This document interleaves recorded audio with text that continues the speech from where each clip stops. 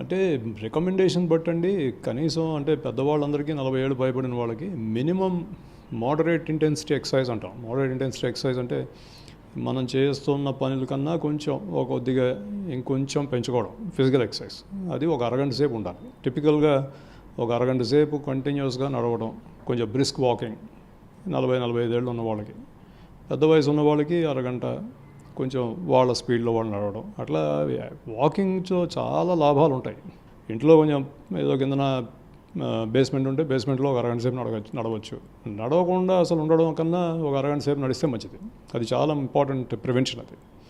అది కాక ఏదో 6 నెలలకు ఒకసారి కొలెస్ట్రాల్ ఎలా ఉన్నది అవన్నీ చూసుకోవాలి. కొలెస్ట్రాల్ ఎక్కువగా ఉంటే దానికి సంబంధించిన జాగ్రత్తలు ఫాలో అవ్వాలి.